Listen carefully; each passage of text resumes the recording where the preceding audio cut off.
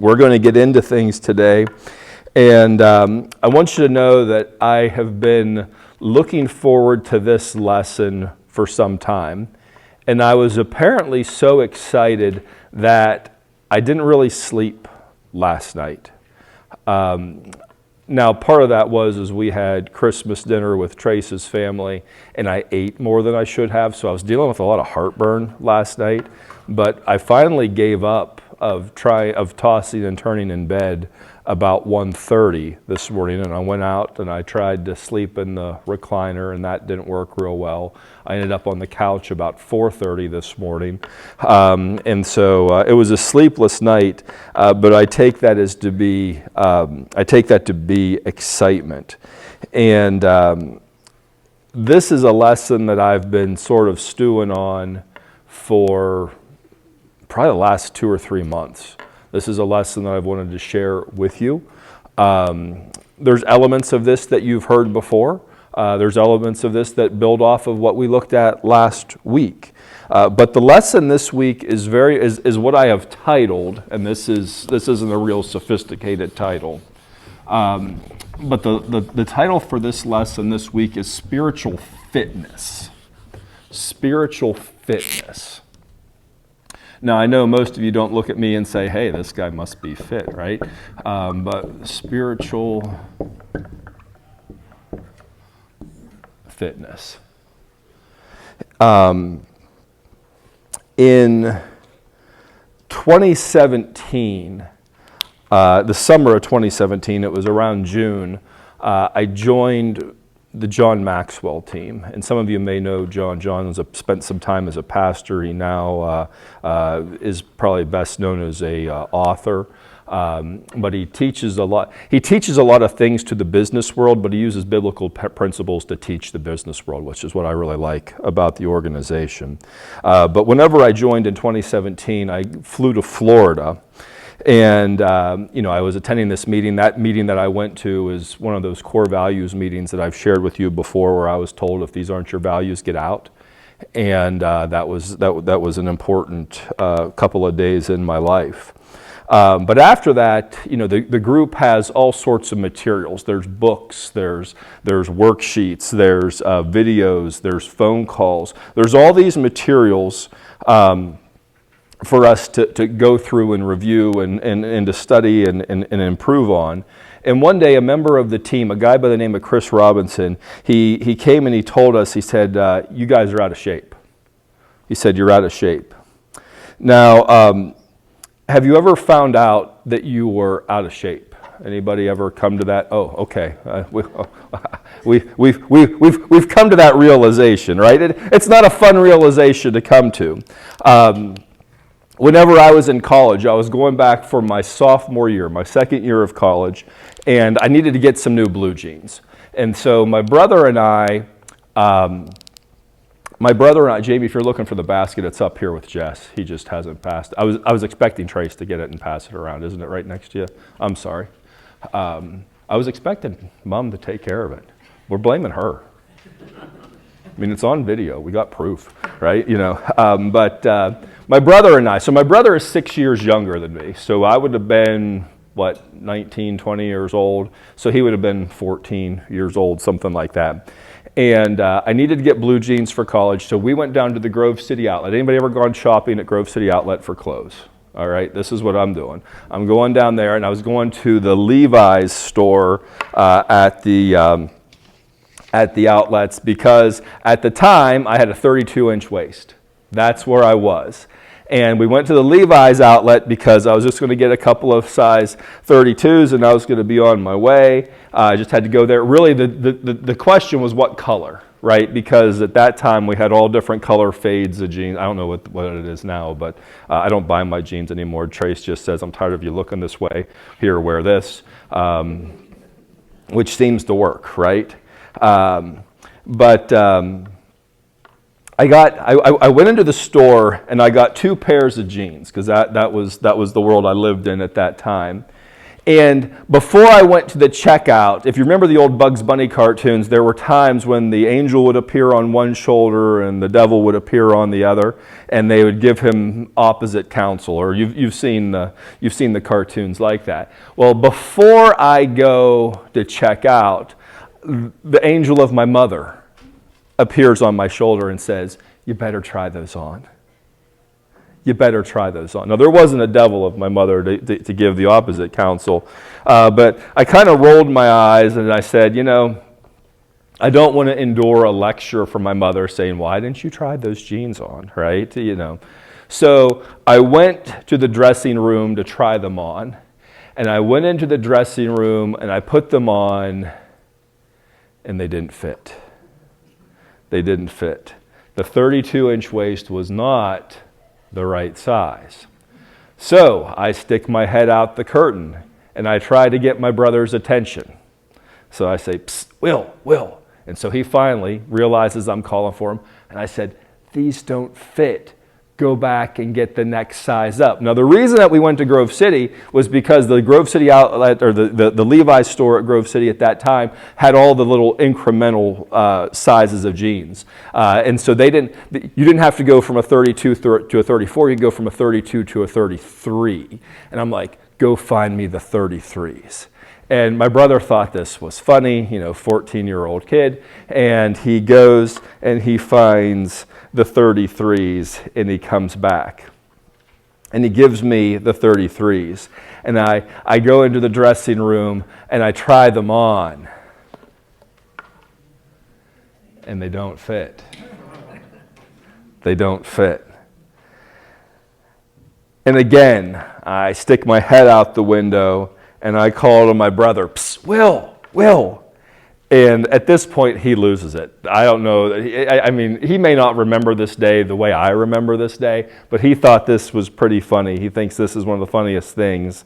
And I just send him back out to find 34-inch waist jeans. And when he comes back with those jeans, he is still laughing. He thinks this is the funniest thing. He may have been crying. If I was to embellish the story, I would say he came back with tears rolling down his face. I don't know that actually happened. I wouldn't be surprised if that was the case. But he gives me the 34s, and I go and I try them on. And they fit. They fit. Thank you, Henry. I appreciate the vote of confidence. They fit. So I get my 2 pairs of jeans, and I check out, and we go on our way home. But I tell you that story because it was at that time that I didn't realize it, but I had become out of shape. I didn't know it till I went to the dressing room to try those jeans on. And the fact of the matter is that we can get out of shape physically, but we can also be out of shape spiritually as well. And that's where I want to sort of turn our attention to today. Last week, we looked at a couple of stories. We looked at the parable of the minas and the story of Elijah and the poor widow. And from that lesson, we understood that the master has given each of his servants a mina, something that he expected the servant to multiply, right? And from that story, we saw that the widow's mina was having a little bit of oil, a little bit of flour, and some know-how to make some pretty good bread, right? That's what we took from those stories. The widow had a mina, and she was not multiplying that mina before Elijah showed up. She was not doing that. Or I would suggest to you today, perhaps that widow was a little bit out of shape. Perhaps she was out of shape. Now, when it comes to physical fitness, we know there's a couple dimensions to it, right? We know that if we're going to be fit physically, there's what we eat and there's what we do, right? There's the input and there's the exercise that we have with it. We know that there's some nutritional aspect and we know that there's some physical activity. We know it's partly what you eat, partly what you do. But what we also know is this, that it's more of what you eat It's more of what you eat physically.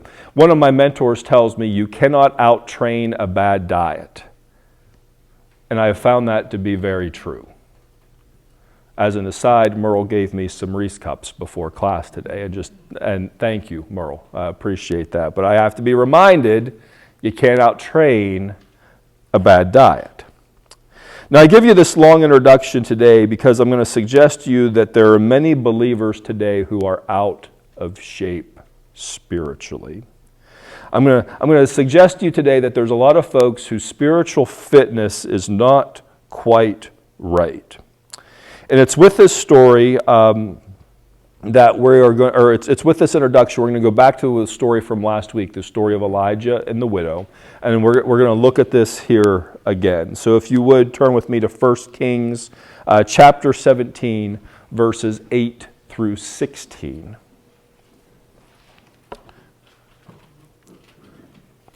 Story goes, "Then the word of the Lord came to him, Elijah, saying, 'Go at once to Zarephath in the region of Sidon and stay there. I have directed a widow there to supply you with food.' So he went to Zarephath. When he came to the town gate, a widow was there gathering sticks. He called her and asked, 'Would you bring me a little water in a jar so I may have a drink?' As she was going to get it, he called, 'And bring me, please, a piece of bread.' 'As surely as the Lord your God lives,' she replied, 'I don't have any bread. Only a handful of flour in a jar and a little olive oil in a jug. I am gathering a few sticks to take home and make a meal for myself and my son, that we may eat it and die.' Elijah said to her, 'Don't be afraid. Go home and do as you have said. But first, make a small loaf of bread for me from what you have and bring it to me. And then make something for yourself and your son. For this is what the Lord, the God of Israel, says. The jar of flour will not be used up, and the jug of oil will not run dry until the day the Lord sends rain on the land.' She went away and did as Elijah had told her. So there was food every day for Elijah and for the woman and her family. For the jar of flour was not used up, and the jug of oil did not run dry, in keeping with the word of the Lord spoken by Elijah." Now, from this story, I would suggest to you that the widow had part of the equation down. She had consumed some good things, right? She knew some things about Elijah's God, right? She identified, as surely as the Lord your God lives. She knew that Elijah's God was alive, right? She knew some things. She had some things in her head, but she wasn't doing anything about it. She understood some things. She had some good information, but she wasn't doing anything about it. It took Elijah coming along and getting her to exercise her faith that made all the difference for this widow. That's what it took. You know, do you think it's possible that there's a lot of people out there that may know a lot about God, may know a lot about Jesus, may know a lot about the Holy Spirit, but maybe they're just not exercising it? Is that a possibility today? And I think that it is. So this brings me back to what Chris Robinson had said to our group. He said we were out of shape. He said there was this group that was studying and reading all the books, but they weren't exercising it. And the fact of the matter is you can nutrition all you want physically, right? That doesn't make you stronger. You got to have the exercise for your physical strength to improve. So there must be some exercise that we do that will improve our spiritual strength as well. Chris would go on and he would give me this counsel. He would say, learn a little bit, do a little bit. And I don't know if any of you are note takers, that may be a very simple note for you to take today. Learn a little bit, do a little bit. Not learn a lot and do nothing. Learn a little bit, do a little bit, right? Because I think there's a lot of folks who have learned a lot but done nothing. Not learn it all and do something, not wait till everything is perfect and then go do the work God has for you to do. It was learn a little bit, do a little bit. Now, this is a problem that has existed in the church, right? It's existed in the church for a long time. We see from our story that it existed in the time of Elijah, right? The widow knew a little bit. She didn't do a little bit, right? That was part of her story. But it definitely existed at the time of James. And I would ask if you would to turn with me to James chapter 2, verses 14, 15, 16, and 17. These will probably be these verses will be of no surprise to you, but they read, "What good is it, my brothers and sister, if someone claims to have faith but has no deeds? Can such faith save them? Suppose a brother or a sister is without clothes and food daily. If one of you says to them, 'Go in peace, keep warm and well fed,' but does nothing about their physical needs, what good is it? In the same way, faith by itself, if it is not accompanied by action, is dead." There is the need for faith, and there is the need for action, right? To that end, we must not forget that our spiritual fitness is based on faith and deeds, faith and action, right? Last week, I had asked you, for those of you that were here last week, what mina did the master leave with you? And the story of the minas, right? The master comes, there's 10 servants, he gives those 10 servants 10 minas. Right? So the idea is this, is the master has come and he's given everybody a mina. And the master, I would say today, has given each of us a mina. Do you know what that mina is? And some people knew last week, other people didn't. And that's fine. That's not the criticism here this morning, or that's not the focus here this morning. But the idea was this, is if you know what that mina is, what are you doing with it? In the story, what we found is the master expected the servants to multiply the minas. Some of those, the first servant took their 1 mina and came back with 10, right? That was how the story. The second one left with 1 and came back with 5. And by the time we got to the third one, he came back and he didn't have anything, right? He just had the 1. So there is this challenge for us to multiply. Now, it's possible that I'm wrong about this. Trace will tell you I have been wrong about many things today. Well, yeah, she's reasonable. I've been wrong about things already today. You know, that's where we are. But I'm suspicious that God intends and is best served by us multiplying the gifts and talents He has provided to us. I am suspicious that God intends and is best served when we take the mina that He has given each of us and we multiply it, right? That we work in that area of our strengths and giftedness. And so the question that I would ask you this morning is this: are you feeding your faith and are you exercising your mina to multiply it? Are you feeding your faith and are you exercising your mina to multiply it? That's obviously a two-part question. James warns against just feeding the faith, right? James gives us that warning. Pastor John just came in. He probably knows this statistic by heart. In our church, we have some fraction of our weekly attenders that attend small group or Bible class. And I'm wanting to say it's like 30 or 40%, something like that, that they show up for worship service and then they're involved in something else, right?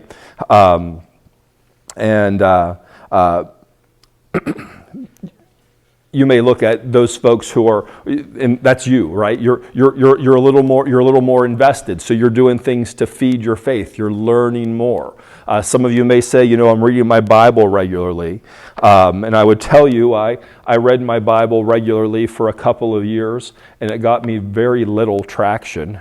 I started off trying to read a chapter a day, which after a year you don't get that far in the Bible when it comes down to it. So I cranked it up to 3 chapters a day. That was gaining a little more traction, but I wasn't really gaining stuff, right? I would be able to say that I was reading the words, but I really wasn't improving in my understanding of the knowledge and the understanding of the Bible.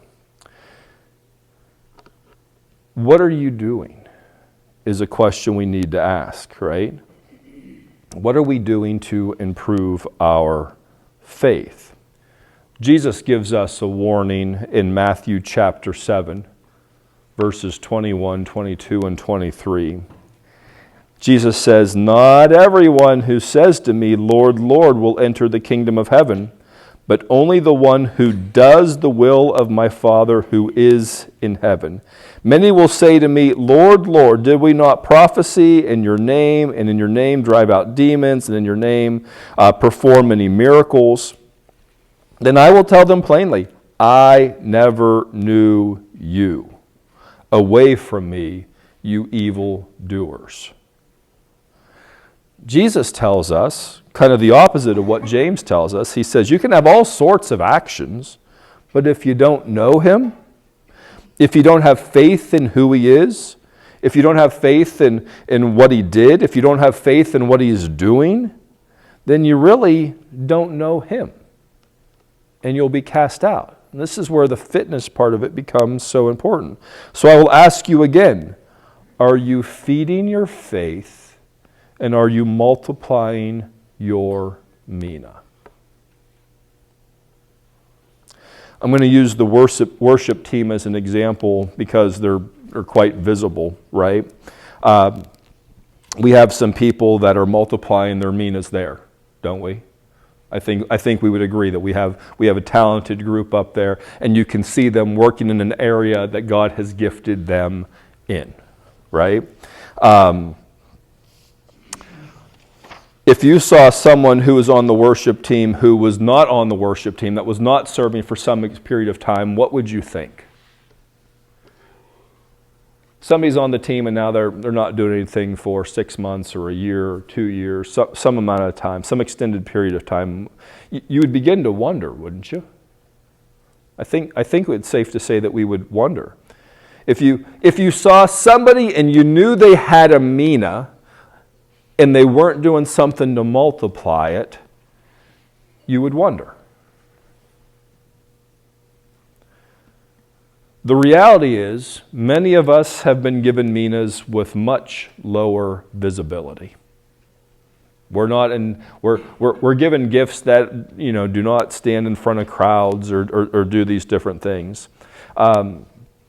Some people have been given minas that you should hope you never get to see them use. Right? Think about that. Some people have been given gifts, and really, we don't want to see them use our gifts. I was thinking about that in relation to the security team. You have a bunch of guys out there that are wanting to maintain security and safety, and you know what? They're trained and they're gifted to do the things that they're doing, and I hope I never have to see that. Don't you? There's different ways. Those of us that have worked in healthcare, right? We have some level of training, some level of skill and giftedness, and truthfully, I hope we don't have to see you. That should be the objective, right? But we also have groups of guys, or we have groups of people that get together and they pray. I see Bob, and I think of the men's prayer group. Weekday mornings for it's years now, right? 3. We started in 2020, right? Yeah, it is. So for if you make it to March, it'll be 5 full years. And you hear the confidence that he has with that. There's no doubt with that. They'll do it. There's a group of guys that get together every morning and they look at the Word and they talk about who can we be praying for. And a lot of times it's, hey, did you see this on Facebook? Did you see this? Right? There's some of these things that you have guys who are gifted and talented, and I'm going to tell you, men, if you haven't been on the call, you need to be on the call. You do need to be on the call. And ladies, you can just imagine, but there's a group of gifted guys that get together and they pray. And they pray. It's a wonderful thing. It's a wonderful thing. Some people are fantastic cooks. Right? Some people are fantastic cooks. And there's some people who would be so honored if you asked them, hey, would you mind making one of those fill in the blanks for me? Is there anybody that doesn't want a slice of mom's apple pie? Is there, yeah. Wouldn't we all like to ask mom for a fresh apple pie today? We would all like that, right? And what an honor that would be to be asked to do something like that, to prepare a dessert or a meal or something, for someone else. And maybe there's an unspoken rule that this shouldn't happen. I don't know. I don't really know this etiquette. I think the way we dance around it is we say, hey, could you give me the recipe? Has anybody ever asked you for a recipe? Have any of you ever offered a recipe to somebody? Right? There's sometimes that happens. We're a household that has been offered many recipes. And I'm going to tell you that hasn't worked out real well.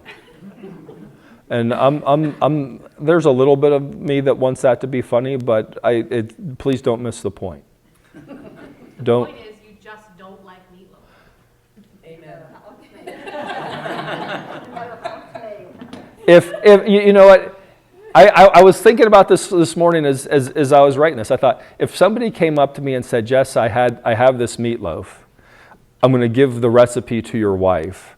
There's part of me that doesn't have a whole lot of optimism about that. And I'm saying this in as serious as I can be. But I haven't had anybody come up here and say, Jess, I make the best meatloaf. If I made you a meatloaf, would you eat it?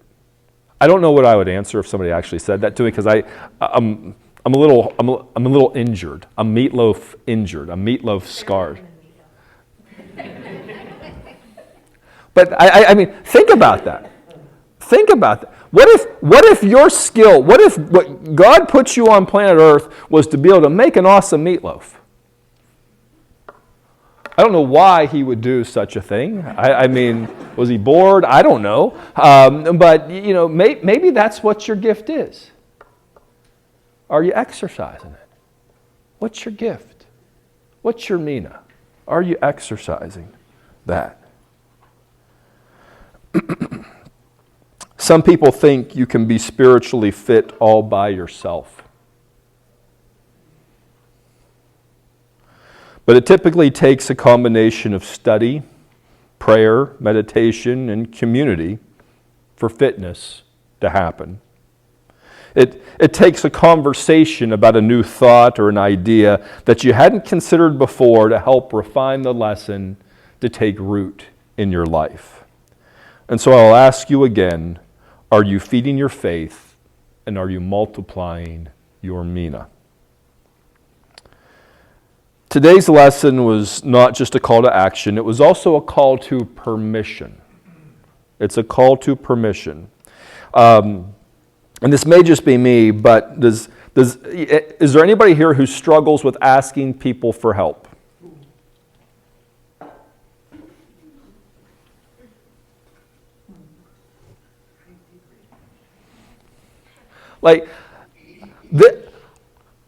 This is very much at the heart of what I've been stewing on for this lesson. This is very much, how am I doing time-wise? This is very much at the heart of what I've been stewing on for this lesson. There's so many people that don't want to ask for help. And when we don't ask for help, we don't give others the opportunity to multiply their mina. Think about that. Think about that.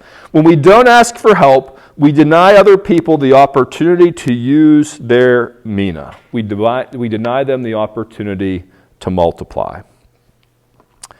I won't tell you who. I think I've actually told this story before, but there was a story from this church during the pandemic.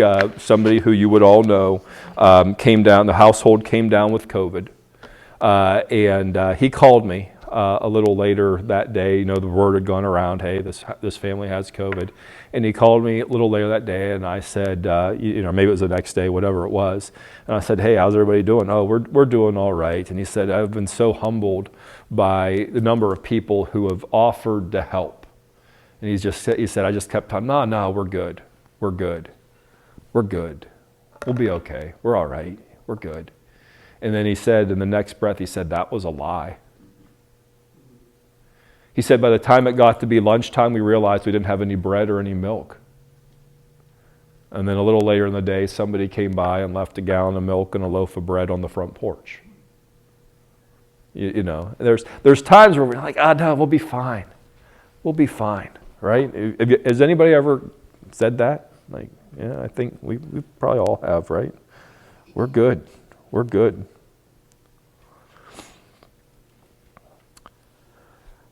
I think it's what I had written here is, I wonder how common a situation like this happens. You have a need, but you're good. You're good. Galatians 6:2 reads, and this may be a little bit out of context, but it reads, carry each other's burdens, and in this way you will fulfill the law of Christ. Whose burdens are you helping to bear right now? This may be a simplistic example, but I suspect we could find countless examples of how people within the church can help and support each other with their gifts, with their minas. And I'm going to make a bold statement here this morning. If I gave you a blank piece of paper, or if you took a blank piece of paper and I asked you to do this, would you write down the things that you hate to do? Would you be able to put anything on that list? I'm going to actually give you this as a homework assignment. Get a piece of paper and write, what are the things that you hate doing? It might be laundry, ironing, dishes, making the bed. I mean, and these are some low-hanging fruit here. But there's some things that people hate to do, right? And then in the next column, I want you to, I was going to say, leave a column and then make another column. How about this? And I want you to make a list of things that you dread doing. I can't believe it's time to do this again. And I'm going to suggest to you, this is the bold statement. I mean, the example I gave here, something that I dread doing is going to get a new cell phone. I hate it. There's chunks of my life that I lose with this, right? It's not go in and 15 minutes later you're walking out. It's go in and then, you got to do a backup on your phone and then you got to transfer this and it's hours. It's half a day, right? And then you may have a member of your family who's taken a lot of pictures. And then it's forecast to be a 7-hour data transfer from one phone to the other. Like there's, like, it's a miserable, I despise it. I despise having to do that. And to the point where I will deal with a phone with an awful battery, with burnout screen. I'm eligible for the upgrade, right? I got it. I can go do it. It's, you got the green light. But the idea of doing it does not appeal to me at all. It just doesn't appeal to me at all. The bold statement is this. I bet you that there is somebody in this church, maybe even somebody in this room, that loves to do something on your list. Think about that. Think about that. That something that you hate to do, somebody else loves to do. My youngest daughter, Taryn, I don't know what happened to her. She's different than the rest of us. She loves to clean. We had some family, was it at Thanksgiving? People were coming over and she says, Mom, I'm going to clean the bathrooms. And she went to clean the bathrooms, and you know what that little girl did? She took the toilet seat off to clean the bathroom. I didn't know that was a possibility. I didn't know it came off and on. I don't know, she found it on YouTube. I don't know what happened. But like she likes the thoroughness of that. Every week somebody drives by your house. You know what they love to do? They love to pick up garbage. That may not be on your list. Taking the trash out at your house may not. That may be something on your list of things that you dislike, and I'm going to guarantee you there's somebody that God made that loves to do it. Guarantee you. Maybe even closer than you think.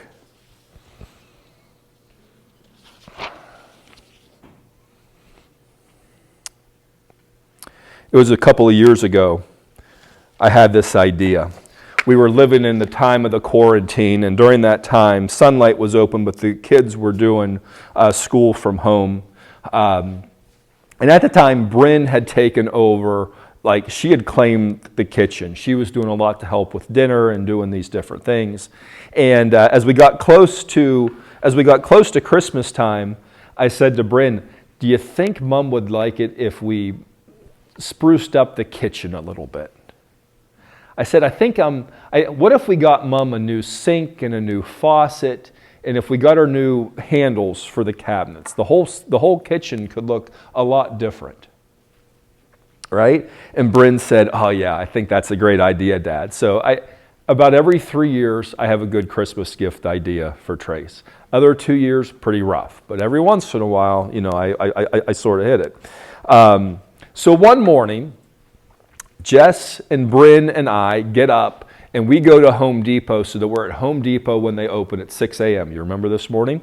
Taryn did not go with us. Taryn stayed home because Taryn's challenge at the time was to make sure Mom doesn't come out of the bedroom until we get back. So we go, we get the sink, we get the faucet, we come home. Jess and I smuggle it to the basement, and we're back in bed minutes before Trace gets up. Like, by a frog's hair, we pull this thing off. Now this is the scenario. I have a sink, I have a faucet. What I don't have is I don't have a Mina that knows how to put it in. Not a clue. Not a clue. But there's a guy in this room that knows how to do it. And I had said, hey, Henry, this is what I'm thinking. What do you think? He's like, yeah, we can do it. He's like, to Henry, it was no problem. To me, it was Mount Everest. To Henry, it was no problem. To me, I had no idea how to make that work. And so I said, Henry, you help me out? And he said, sure. I think he was so eager to help out that he showed up to install the sink before Trace had left for work. I'm like, dude, get out of here. You remember that? I was like, make the block, do something. Don't blow this. Because it was about this day. It was because this all happened. Trace went to work, and then she came home from work, and there was a new kitchen. New. It was a different color kitchen, right? I think that happened on I think that was a December 23rd, if I'm not mistaken. I could be wrong. But it was right before Christmas.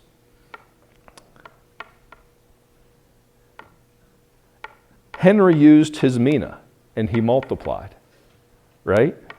Just like the widow took her oil and her flour and her know-how, Henry took a couple of items that I didn't even know which end was up on, right? And in a couple of hours, he made everything look different.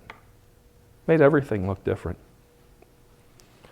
When Trace came home that night, she came in and there was a delay. Like something wasn't right, but then she got it, right? Then she got it, and she was so excited. And I share that story with you because in that story, there were several people that used their minas to multiply. Bryn used her mina. Taryn used her mina. Jess and I moved, our mina was actually moving a sink from the store to the basement. Henry used his mina to put it in, right? You know, that was how it was. And the lesson I want to share with you today is that of spiritual fitness. It's about what we consume and what we exercise. I think we get this. But the other part of it, and this may be a lesson for me, is that we must allow people to multiply their minas in our lives. We must allow that. We must be willing to ask for help. And if we were to do that, just imagine what relationships could be cultivated, what connections could be made, what resilience could be found in the body of believers by asking for help and giving help in areas of our strengths. What would that be like, right? And I think it's an important thing that we do within the church, but it's also something important that we can do outside of the church. It's what makes the church attractive to others. It's what brings people in. Matthew 9:37 and 38, Jesus speaking to his disciples, he said, "The harvest is plentiful, but the workers are few. Ask the Lord of the harvest, therefore, to send out workers into his harvest field." Because what will workers do? Workers will multiply. Workers will multiply. We must multiply our minas so that we have workers for the harvest. And when we deny people opportunities to serve, we hinder the multiplication of faith and deeds. On the flip side, when we step out of our comfort zone and ask for help, or when we see a need and we take the initiative to help, we allow God's kingdom to grow. We allow connection to happen. And we allow the body to become more vibrant in how we live and interact with others. Spiritual fitness is not about perfection, but it is about progress. It's about advancement.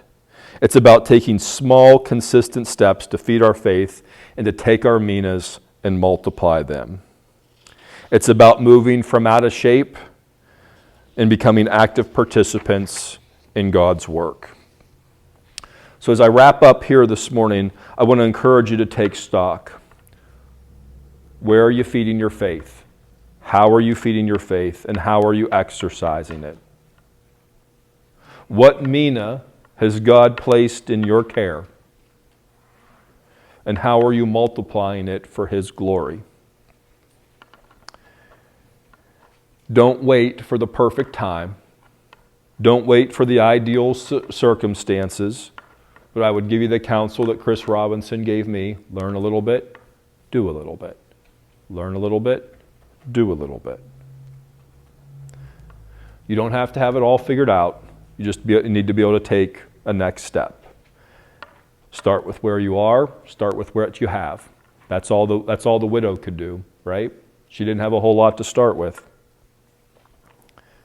Spiritual fitness is not a destination. Spiritual fitness is a journey that we can all go on together. It's a journey of faith and action done in partnership with God for His glory and for His kingdom. And so with that, I'm going to wrap up. I guess I didn't put a whole lot on the board today, did I? I'm going to put the letters ACT on the board here this morning. Based on what we have looked at here this morning, I would put those 3 letters and I would ask you, what action will you take? What change will you make? And is there something that you learned today that you could teach to somebody else for their benefit and yours?